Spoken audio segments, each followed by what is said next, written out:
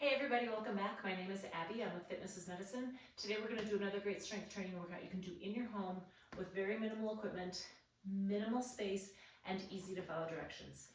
Try to come into these workouts warmed up and ready to move. So all that really means is moving around to get your muscles and joints warmed up, get your heart rate up a little bit, and get your mindset ready for movement. So that means maybe walk around the block, maybe walk up and down your stairs a couple times, something to get the blood flowing in your system before you start these strength training exercises. Okay, today we're going to need a fit ball if you have one, medium to lighter weights, dumbbells, and a loop band if you have one. So if you don't have one, you can just tie a TheraBand into a knot. And that's it. So let's start today. I talk about push-ups a lot. I really like push-ups. They require a lot of different muscles to perform the exercise, and they can be done anywhere. You don't need any equipment. But today I'm going to show you, hopefully you can see me over here on my treadmill.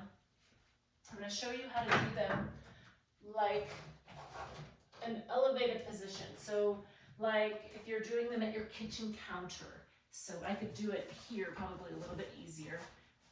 So you're going to still go down and up, just like a normal push-up.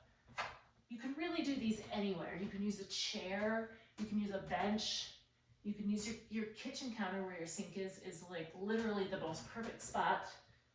I like it better than wall push-ups. Let's do 2 more. Your whole point though is you want to keep your body straight and flat, just like if you were doing a normal push-up on the floor. It's all the same muscles, it's just changing the angle. And so you can make it work for you. Okay, now I'm going to use this ball, and we're going to do ball squats. So what I want you to do is put it in the small of your back, and then walk your feet out just a little ways. So you're leaning on that ball. What I want you to do is sit back, like you're going to sit down into a chair, and then stand back up. So think, sit back, squeeze your glutes to help push you back up. You want your weight in your heels, and when you look down, you want to be able to see your toes. So your knees are right over your ankles. Sometimes, due to different weaknesses, knees can collapse during squats. So if you pay attention and make sure that they stay straight over your ankles, your knees will stay in proper alignment. Nice and tall, good posture.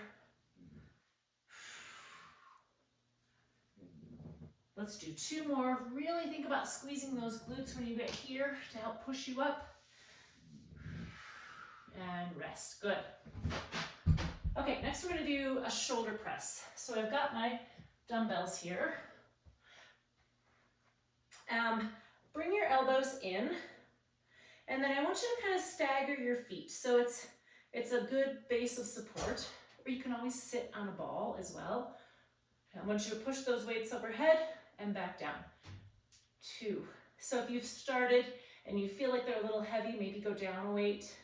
Or if you've started and they feel a little easy, go up.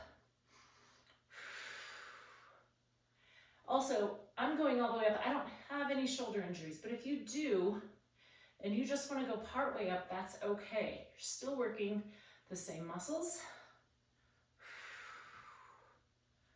Breathing.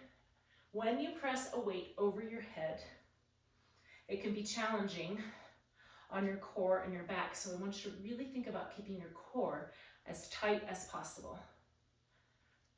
Let's do 1 more. And rest, good. Okay, when you set your weights down and pick them up, make sure you have good form, meaning you're bending your knees and your hips, not just flopping them over with straight knees. Okay, I'm gonna put this loop band around my ankles. And we're going to do a monster walk. So we're still working on those lateral stabilizers. I want you to turn and face forward. We're going to pull forward and out. Keep tension on that band all the way throughout. Forward and out. And then we're going to go backwards. So make sure you have a clear runway Nothing is in your way. You can see nothing is going to trip you. One great way to do this is if you feel like it's hard with your balance, is you could do it along your kitchen counter, or you could do it along a wall in a hallway. All right. Sometimes I have people use walking sticks for a little extra balance. Okay, next we're gonna do a march with an opposite knee touch. So this is a balance challenge. I want you to put your hands up and you're gonna march slowly and cross over and touch your opposite knee. So this is a slow balance challenge, and then working on crossing over.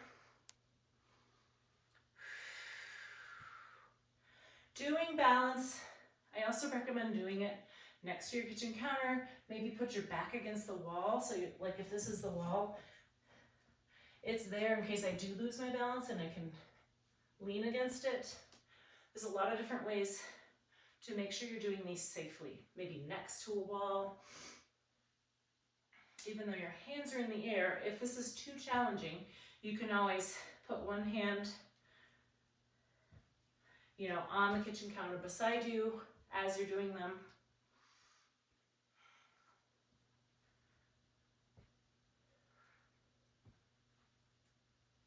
And rest. Good. Challenge yourself. Do those as slowly as possible. It kind of sped up towards the end, but keep it going slow. Challenge those. You can do those anywhere, anytime. Okay, next I'm going to show you how to do an elevated plank. So we did an elevated push-up.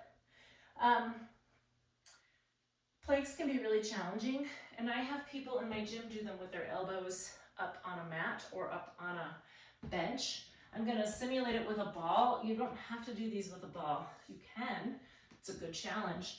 But if you're sitting, like this is my bench, I'll put my elbows on the bench. You still want your shoulders straight over your elbows, and then you can just walk your feet back up, and then you're doing an elevated plank. Obviously this is a ball and it's a little more challenging, but doing an elevated plank can make it approachable. It can make it doable. And you don't have to hold them for 30 seconds. You can hold them for 10, come out of it. Try another 10.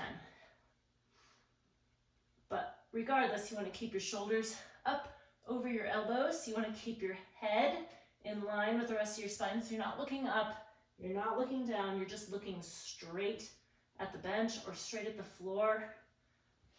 And rest. Good.